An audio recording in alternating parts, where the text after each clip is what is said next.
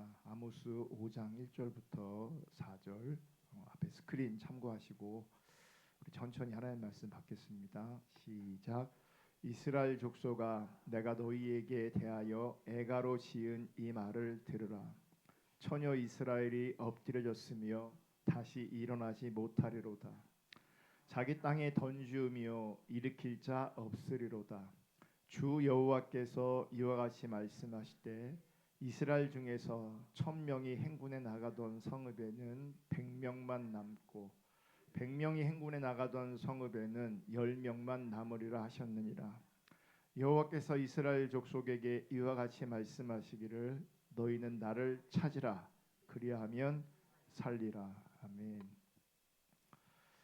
지금 우리는 금요일 날 이 시간을 통해서 하나님을 찾아야 되는 이유에 대해서 살펴보고 있습니다.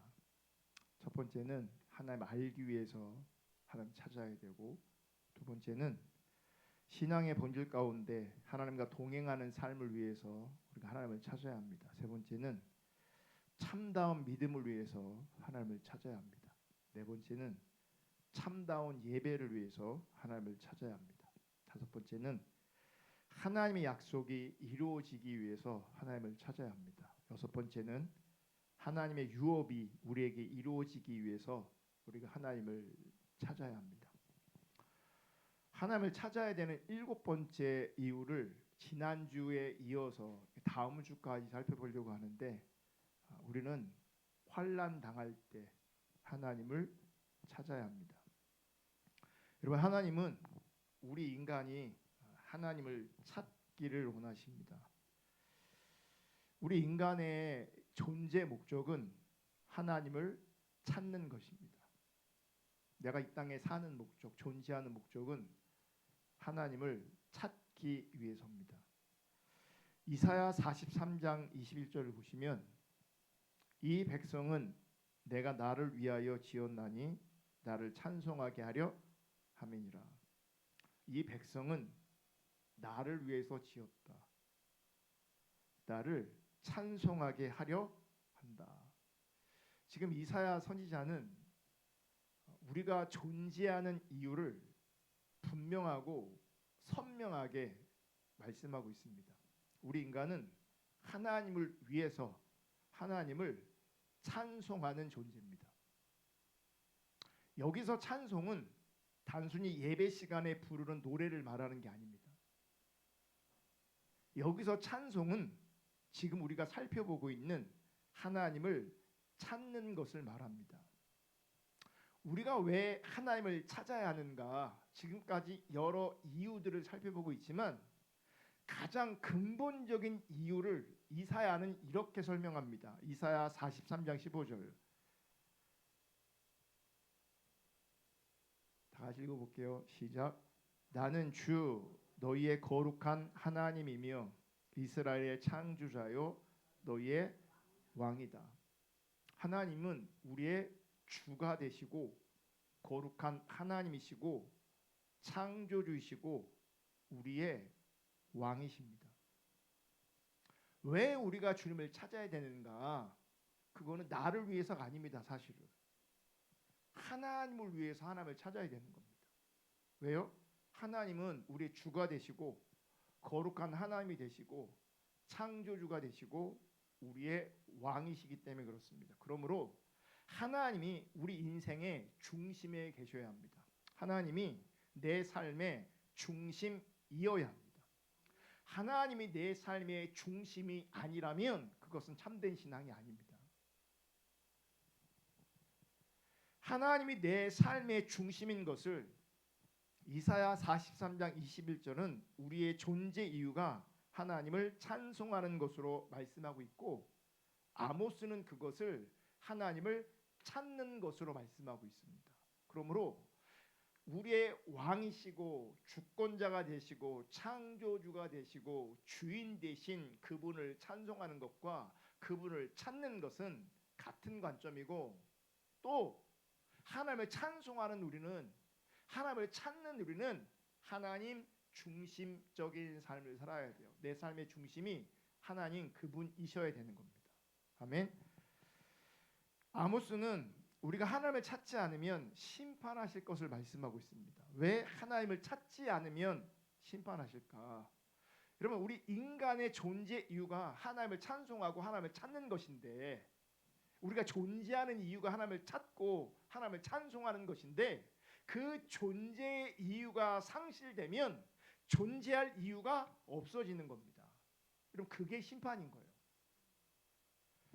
존재할 이유가 상실되어져서 존재할 이유가 없어요. 그래서 심판하시는 거예요. 우리는 심판을 언급할 때 자기 중립적인 자리에서 심판을 이해합니다. 그래서 심판을 두려워합니다. 왜냐하면 그 심판이 주는 뉘앙스가 뭐냐면 나에게 불이익이 있는 거거든. 내가 고통을 당하는 거거든. 그러니까 그런 관점에서 우리는 심판을 민감하게 생각합니다. 그런데 성경을 보시면 심판 자체가 중요한 게 아닙니다. 그리고 심판을 피하는 것도 중요한 게 아닙니다. 중요한 게 뭐냐면 우리가 하나님 관점에서 존재의 이유를 상실한 거예요.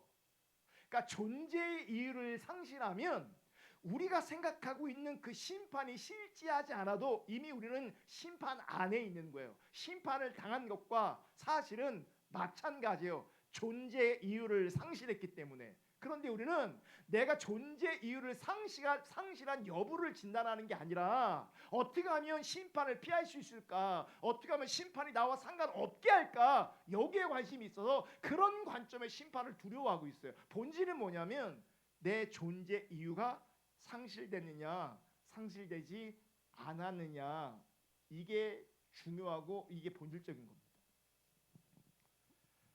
여러분, 어쩌면 하나님 앞에서 존재의 이유를 상실한 것 자체가 심판일 수 있어요. 왜냐하면 하나님과 전혀 상관없는 상태에 있기 때문에 그래요. 여러분, 심판의 개념은 사실은 하나님과 상관없을 때, 하나님과 상관없는 자리에 있을 때 그것 자체가 심판이에요. 뭔가 벼락이 떨어지고 물질이 사라지고 건강을 잃고 어떤 사건이 벌어지고 그게 심판이 아니에요. 그게 심판의 본질이 아니에요. 하나님과 상관없는 상태 자체가 성경은 심판이라고 말하고 있어요. 그러니까 많은 사람들이 아니란 이유 중에 하나가 뭐냐면 우리가 생각하고 있는 그 심판이 나에게 실제가 아니어서 아니라는 거예요. 고통스럽지 않은 거예요. 불편하거나 힘들지 않은 거예요. 그래서 그 심판이란 말과 나랑 상관없다고 생각하는 거예요. 근데 성경을 보면 내가 하나님과 상관없는 자리에 있을 때, 내 존재의 이유를 상실할 때 그것 자체가 심판이에요. 그래서 심판받지 않는 것, 버려지지 않는 것, 이게 문제가 아니에요. 진짜 문제는 내가 하나님 앞에 존재 이유를 상실하는 거예요. 하나님 앞에 쓸모없는 거예요.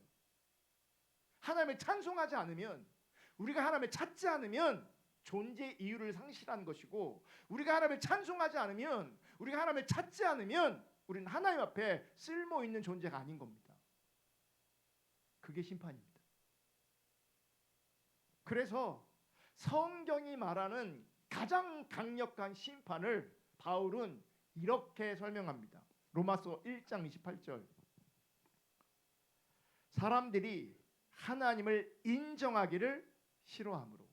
자, 하나님이 누구라고 그러지? 아까 이사야는 하나님이 주가 되시고 거룩한 하나님이시고 창조주이시고 왕이라 그랬어요. 그래서 우리는 하나님을 위해서 하나님을 찬송하는 존재로 지음 받았다 그랬어요. 그래서 우리는 하나님을 찾아야 돼요. 타락이 뭐냐면 그 하나님을 하나님으로 인정하지 않는 거예요. 하나님 인정하기를 싫어함으로. 옛날 개역 개정 저건 새 번역이거든요. 그들이 마음에 하나님 두기를 싫어하며 이렇게 돼 있어요. 그러니까 우리가 착각하는 게 뭐냐면 나는 하나님을 내 마음에 드는 걸 내가 싫어한 적 없어, 이렇게 생각하는 거예요.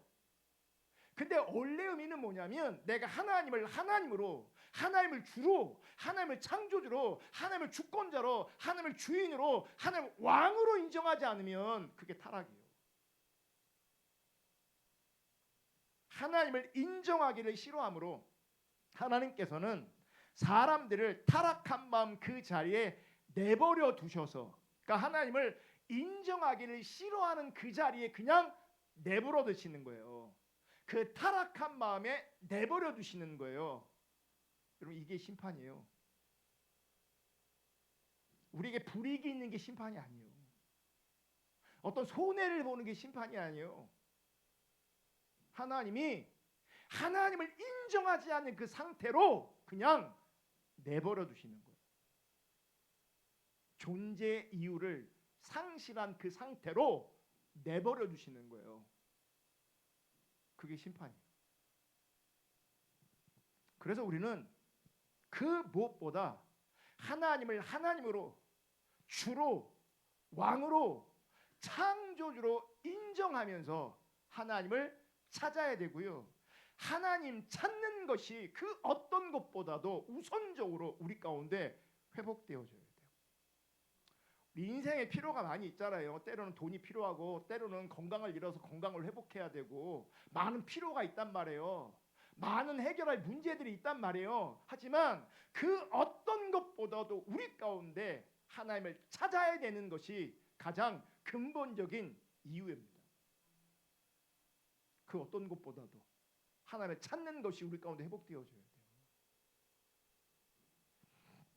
문제는 하나님을 찾는다는 것을, 우리 타락한 인간은 하나님 찾는다는 것을 하나님 관점으로 이해하는 것이 아니라 종교적 관점으로, 즉 인간의 관점으로 이해한다는 거예요. 아모스 5장 4절에 너희는 나를 찾으라 그리하면 살리라, 이 말씀하기 전에 심판을 말씀하시면서 너희가 나를 찾으면 너희는 심판당하지 않을 거야, 너희가 나를 찾으면 다시 살게 될 거야, 이렇게 말씀하세요. 그러니까 하나님을 찾지 않으면 사는 것이 아니라 죽는 거예요. 여러분, 하나님을 찾지 않으면 혹은 찾지 못하면 그 상태는 죽어가는 상태이고 혹은 죽은 상태예요. 그래서 하나님을 찾는 게 어렵고 하나님 찾는 게 안 되는 거예요. 여러분, 성경은 분명히 말해요. 하나님을 찾지 않으면 죽음이라고. 하나님을 찾아야 사는 거라고. 지금 여러분이 직면한 그 문제를 해결해야 내가 사는 게 아니라 사실은 본질적으로 내가 하나님을 찾아야 사는 거라고요. 내가 하나님을 찾지 않으면 내가 직면하고 있는 그 문제를 해결하도 나는 죽어가고 있는 거예요. 죽은 거예요. 그런데 하나님을 찾는다는 개념이 왜곡되면 나는 하나님을 찾았다고 혹은 내가 하나님을 찾고 있다고 생각하는데, 그것이 하나님을 찾는 것이 아니라면 살게 되는 게 아니라 결국은 죽게 되는 거죠. 왜냐하면 하나님 관점에서 하나님을 찾는 게 아니니까. 그러니까 내 관점에서 나는 하나님을 찾고 있다라고 주장하는 게 중요한 게 아니라 실제 하나님을 찾는 게 중요한 것인데, 우리는 하나님 찾는다는 이 계명이 바를 수도 있고 왜곡될 수도 있다는 거예요. 왜곡되게 하나님을 찾으면 나는 찾는 거지만 사실은 찾는 게 아니에요. 하나님을 찾는 게 아니기 때문에 사는 게 아니라 죽는 거예요. 여러분, 타락한 인간은 하나님을 찬송하고 하나님을 찾는 것을 종교적으로만 이해하는 경향성이 매우 강합니다. 그러니까 사단이 속이는 거고 그 사단의 속임에 우리가 속는 겁니다.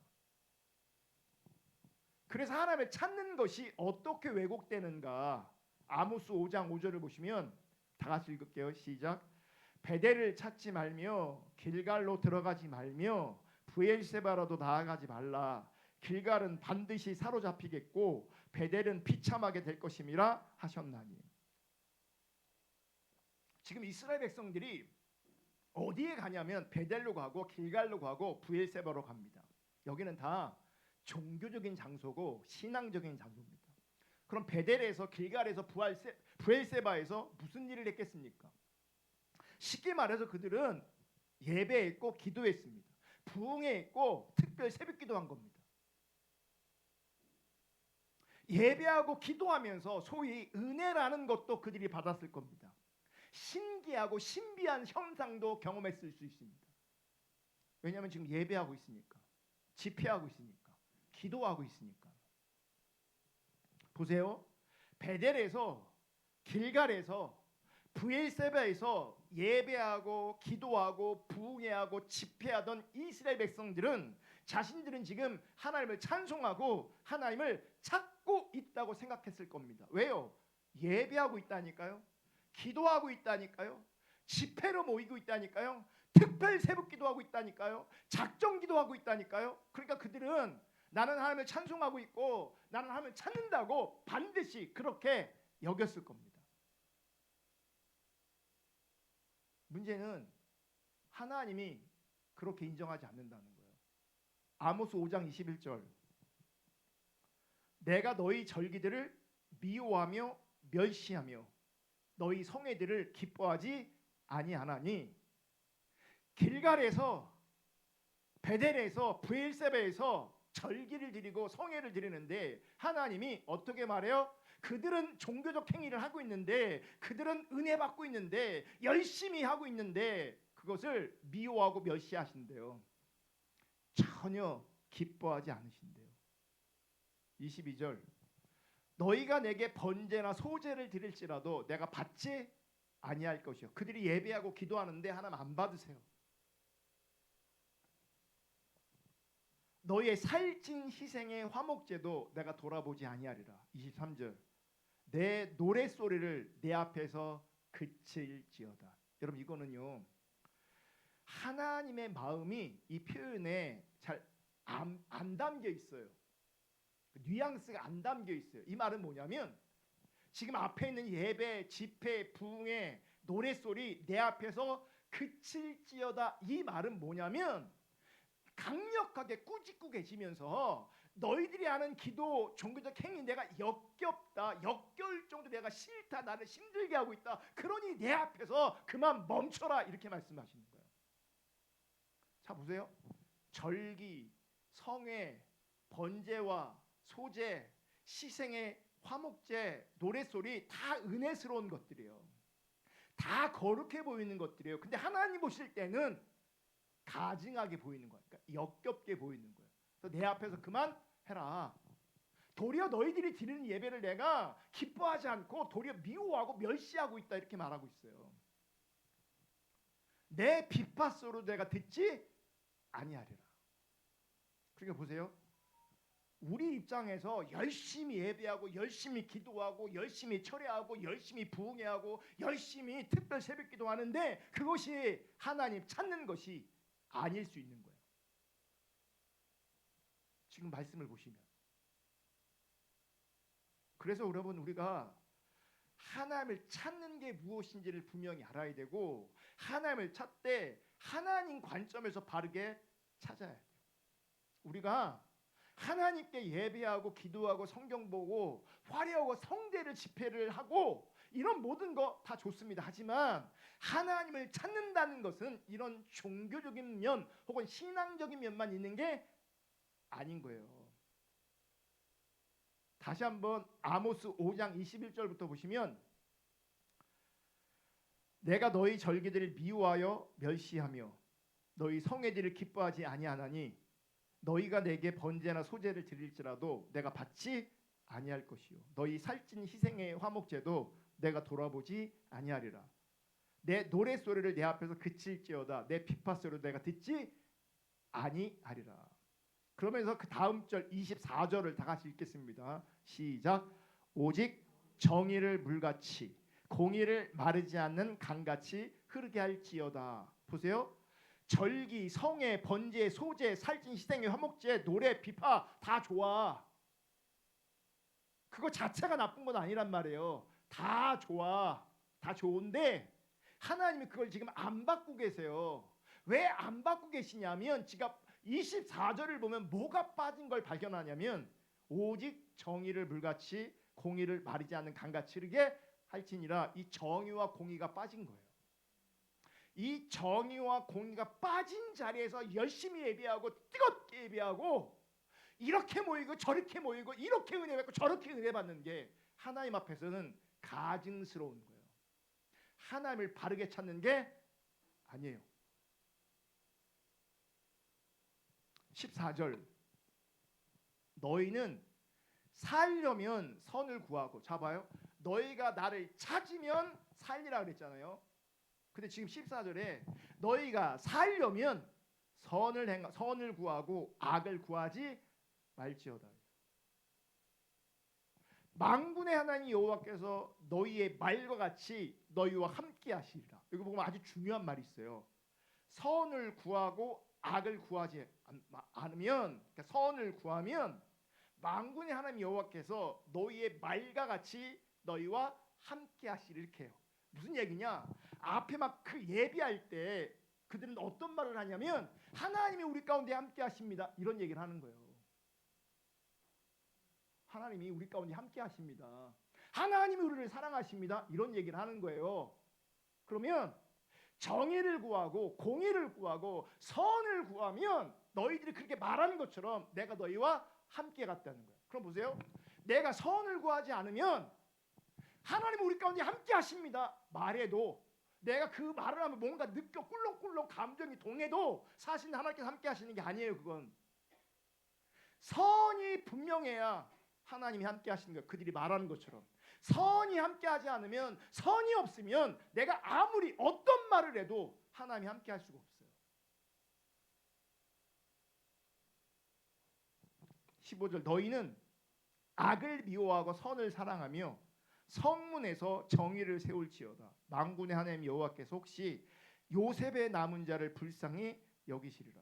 성경을 보면 너희가 살려면 나를 찾아라 말씀하시고, 또 살려면 선을 구하라, 살려면 악을 미워해라, 이렇게 말씀하시니, 그러니까 여러분 우리 삶에 선을 구함이 없고 악을 미워하지 않으면 종교적으로 혹은 신앙적으로 아무리 열심히 뜨겁게 하나님을 찾아도 그건 하나님을 찾는 게 아니에요. 그 예배, 그 기도 하나님이 안 받으시고 도리어 가증스럽게 여기신다고요. 그래서 하나님이 내 앞에서 그만해라, 이렇게 말씀하세요.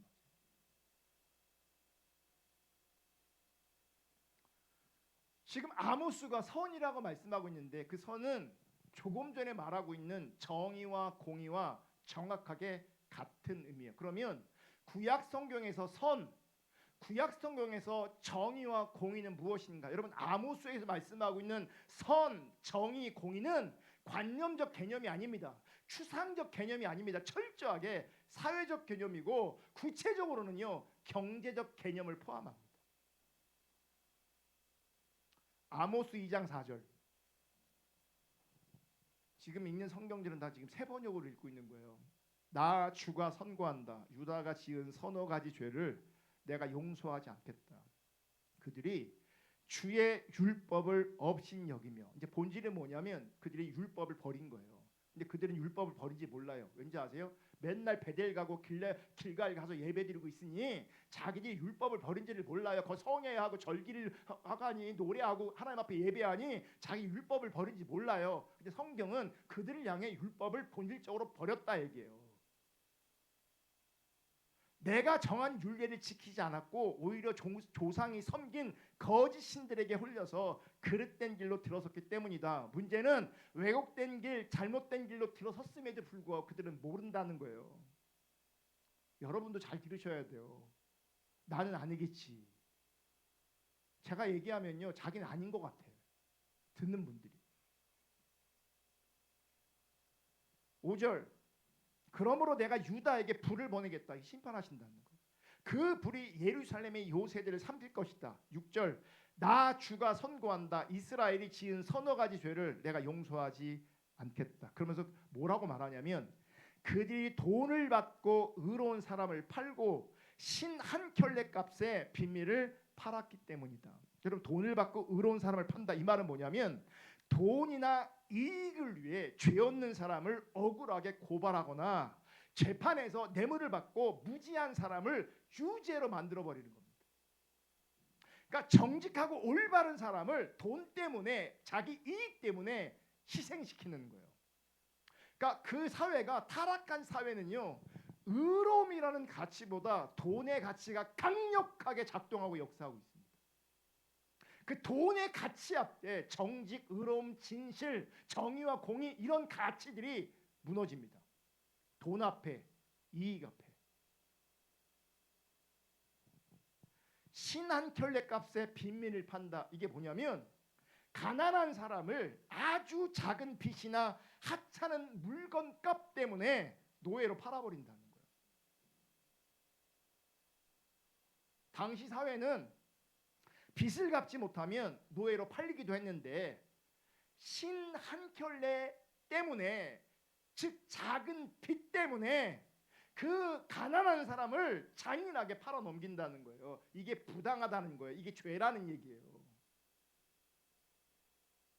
그리고 가끔 뉴스를 보면요, 운전기사가 커피 먹는 거 몇백 원 가져갔다고 해서 감옥 가고 유죄 때리고, 엄청 우리는 상상할 수도 없는 돈을 횡령했음에도 불구하고 집행유예로 나오고 무죄가 되고, 똑같은 거예요. 우리가 하나님을 믿는다고 하는데 이런 세상의 불의 앞에 반응하지 않고 그 불의를 모르면서 기도만 열심히 하고 예배만 열심히 드리면, 신앙생활 교회만 열심히 다니면 그게 제대로 하나님 찾는 게 아니란 얘기예요. 지금 우리 세상에서 작은 빚 때문에 많은 사람들이 억압을 당하고 어려움을 당하고 있다고요.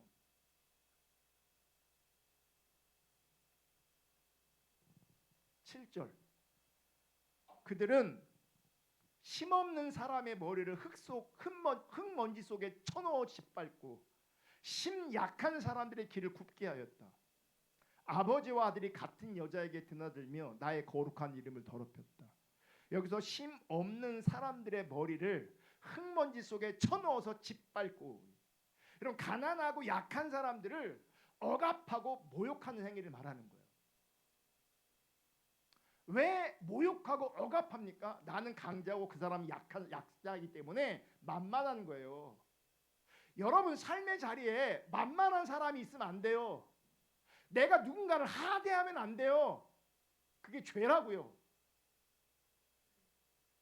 가난하고 연약한 사람들 억압하는 거, 우리나라 가끔 뉴스에 보면 그 외국인 노동자를 함부로 대하고 폭력을 가하고 막 그러잖아요. 그런 것들이 엄청난 죄라고요. 사회적 약자를 존중하지 않는 것, 그들을 짓밟고 그들을 무시하는 것, 그게 엄청난 죄라고요. 그거를 힘없는 사람들의 머리를 흙먼지 속에 쳐넣어 짓밟고 이렇게 표현하고 있는 거예요. 약자들을 무시하고 학대하는 거.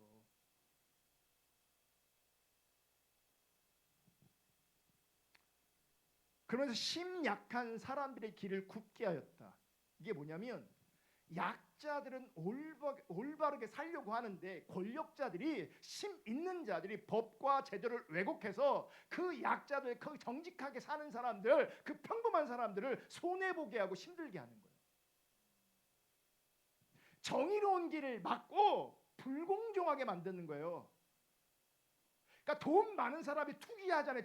투자 말고 투기. 그게 뭐예요? 여기에 해당되는 죄예요. 여기에 불공정해서 자기가 이익을 챙기는 거예요. 자기만 이익을 챙기는 거예요. 다른 사람들이 손해를 보든 말든 나는 그게 중요하지 않고 나만 잘 되면 되는 거예요. 나만 풍성해지면 되는 거예요. 그게 공의가 무너지고 정의가 무너지고 선이 무너지고 악이 팽배한 거예요. 그게.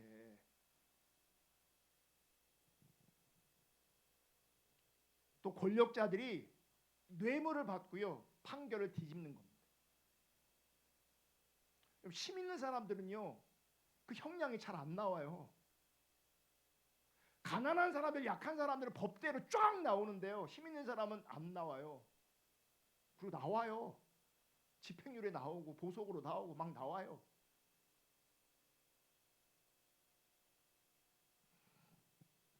그러니까 세상이 추구하는 가치가 우리 의롭게 살아야 돼, 우리 바르게 살아야 돼, 이렇게 하는 게 아니라 돈이 있어야 돼, 권력이 있어야 돼, 집안에 판검사안이 있어야 돼.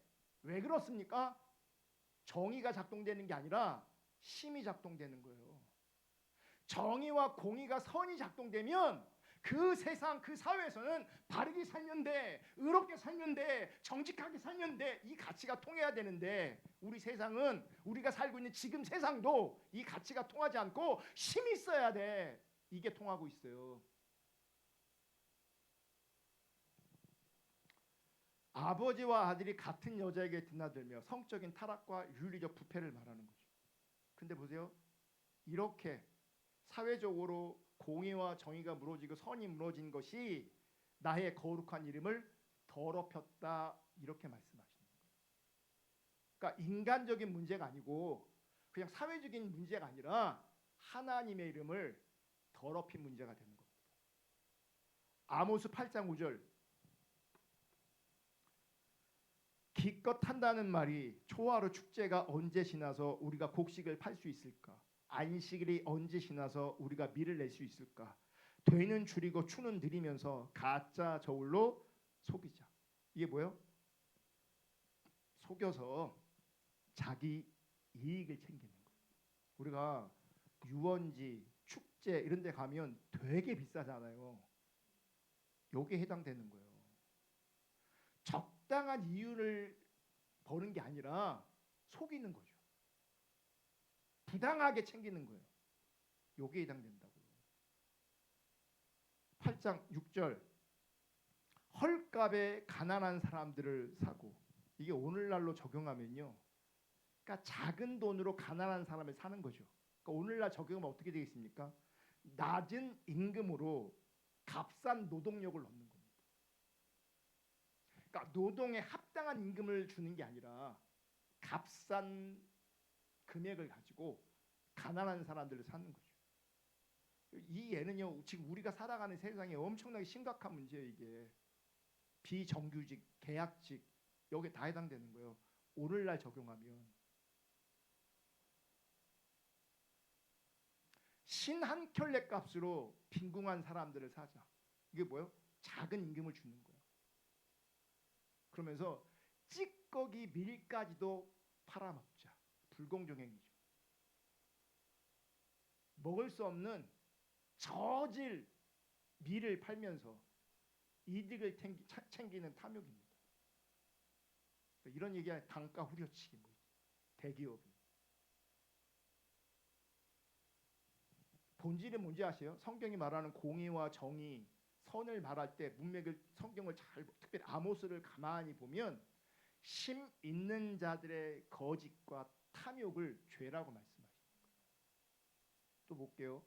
아모스 5장 12절 너희들이 저지른 무수한 범죄와 엄청난 죄악을 나는 다 알고 있다. 너희는 의로운 사람을 학대하며 뇌물을 받고 법정에서 가난한 사람들을 억울하게 하였다. 뇌물이 막 통해요. 정의롭지 않은 판결이 있어요. 이해할 수 없는 판결이 있어요. 가난한 사람들이 약한 사람들이 억울함을 당해요. 10절 사람들은 법정에서 시비를 올바로 가리는 사람을 미워하고 바른 말 하는 사람을 싫어한다. 그러니까 여기서 이제 선이 정의와 공의가 왜곡되는 거예요. 그래서 나한테 이익이 있으면 그게 선이 되는 거거든요. 그러니까 바르게 판결하는 게 나한테 불이익이 되니까 바르게 판결하는 사람을 뭐 하는 거예요? 욕하는 거예요. 미워하는 거예요. 그래서 바른 말 하는 사람을 의롭게 사는 사람을 싫어하는 거예요. 아모스 3장 15절 또 내가 겨울 별장과 여름 별장을 짓부수겠다. 그러면 상으로 꾸민 집들이 부서지며 많은 저택들이 사라질 것이다. 주님께서 하신 말씀입니다. 이게 뭐냐면 가난한 자, 약한 자, 정의롭지 않은 세상을 바라보면서 그러니까 여기서 말은 지금 이유, 어떤 이익을 계속 얘기했잖아요. 부당한 이유. 그걸 가지고 호화롭게 사는 사람들이 있어요. 호화롭고 사치스러운 삶을 살고 있어요. 그게 뭐예요? 죄예요. 그게 죄예요. 아모스 6장 4절 너희는 망한다. 상하침상에 누우며 안락 의자에서 기지개를 켜며 양떼에서 골라 잡은 어린 양 요리를 먹고 우리에서 송아지를 골라 잡아 먹는 자들. 검은그 소리에 맞추어서 헛된 노래를 흥얼대며 다윗이나 된 것처럼 악기를 만들어내는 자들. 6절 대접으로 포도주를 퍼마시며 가장 좋은 향유를 몸에 바르면서도 요셉의 집이 망하는 것은 걱정도 하지 않는 자들. 뭐요? 세상은 그 부당한 이익과 이윤을 가지고 뭐요? 호화스럽고 사치스러운 삶을 살고 있는 거예요. 그러면서 지금 세상을 즐기고 안일한 생활을 하고 있는 거예요. 그러면서 그들은 요셉의 집이 망하는 것은 걱정도 하지 않는다. 이게 뭐야? 무관심이에요. 국가적 이익이 가난한 사람들의 고통 전혀 공감하지 않고 생각도 하지 못하는 거예요. 이 모든 것들이 하나님은 심각한 죄로 다루고 계시는 거예요.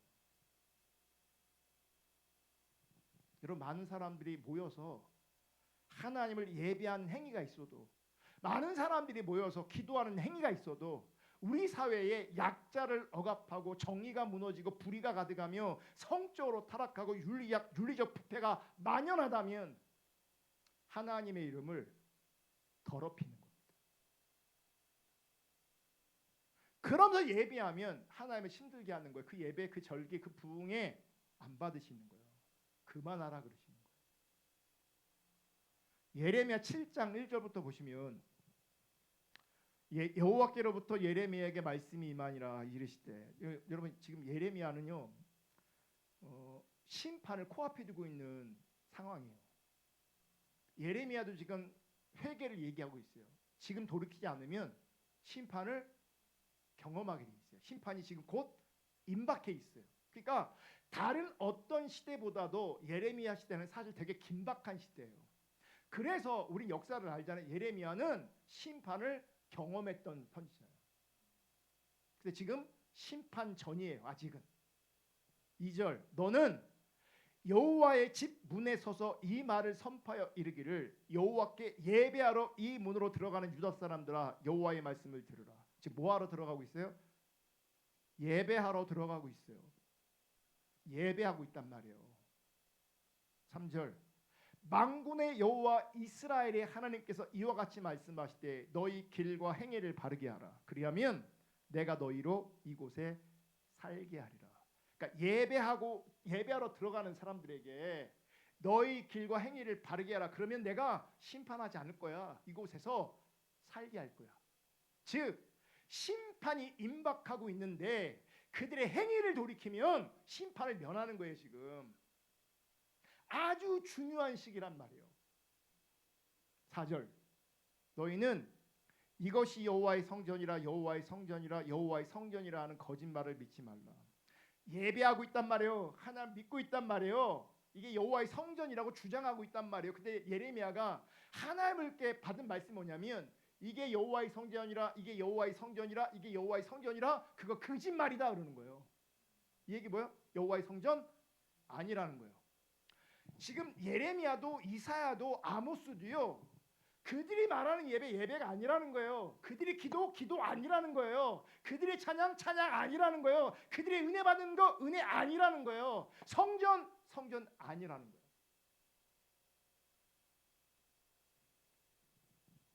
그런데 그들은 지금 심각하게 타락해 있는데 종교는 살아 있어요. 5절, 너희가 만일 길과 행위를 참으로 바르게 하여 이웃들 사이에 정의를 행하며, 여러분 논리 전개가 아모스랑 똑같아요. 이사야는 오늘 안 살펴보지만 이사야도 똑같은 구조로 말씀하고 있어요. 신앙생활, 종교행위 지금 다 무시하고 있어요. 왜 무시하냐면 그 안에 정의와 공의와 선이 빠져서 그래요.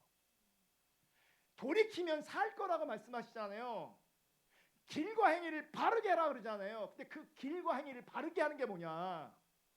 이웃들 사이에 정의를 행하는 거예요.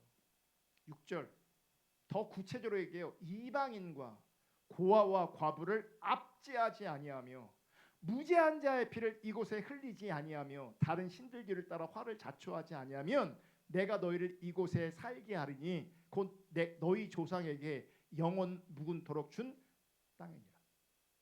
그러니까 우리가 뭘 지금 회복해야 되는지, 뭘 잃어버렸는지를 분명히 알아야 돼요. 하나님 말씀하시는 선, 공의와 정의가 무너져 있는데 우리끼리 모여서 기도해야 하고 뭐하고 하는 게 의미가 없어요.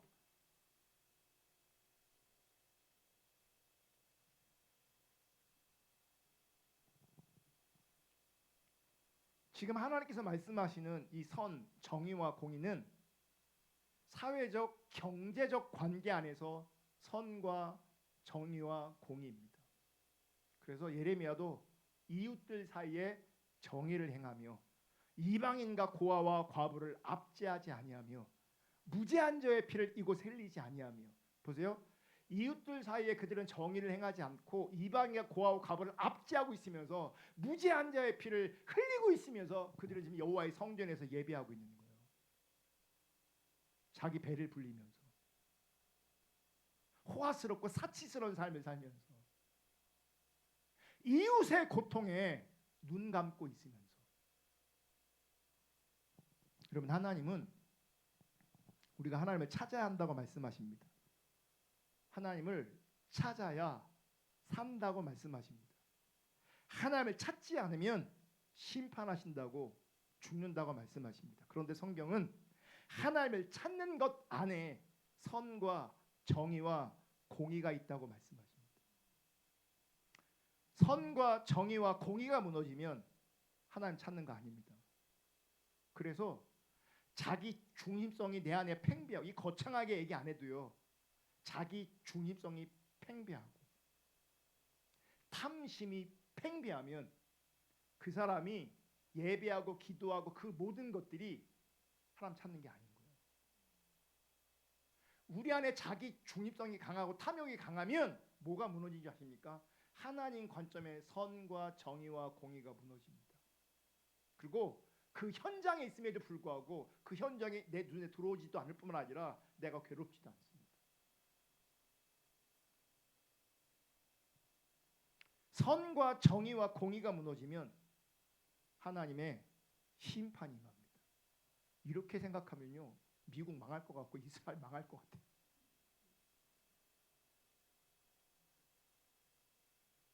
그 얘기는 다 같이 망할 수 있다는 얘기예요. 거기만 그러겠습니까? 여러분, 하나님을 찾는다는 것에는 우리의 사회적 관계, 경제적 관계에서 선과 정의와 공의가 포함되어 있다는 것을 반드시 인식하셔야 돼요. 이렇게 제대로 바르게 하나님을 찾아야 망하지 않는 것입니다. 여러분, 이스라엘은 종교 생활은 했습니다. 하지만 열심히 했습니다. 하지만 하나님 관점으로 하나님 찾지 않았습니다. 근데 그들은 종교 행위를 통해서 하나님 찾고 있다고 생각했습니다. 아니요, 그들은 하나님을 찾지 않았습니다. 그래서 그들은 망했습니다. 하나님을 찾되 정말 바르게 주님 찾을 수 있기를 축복하고, 나를 찾으면 살리라 하셨는데, 선을 구하면 산다 하셨는데, 하나님 찾는 자리, 선을 구하는 자리, 하나님의 기준에 합당한 자리, 우리 모두가 설 수 있기를 주님의 이름으로 축복합니다. 기도하겠습니다. 오늘 말씀 생각하면서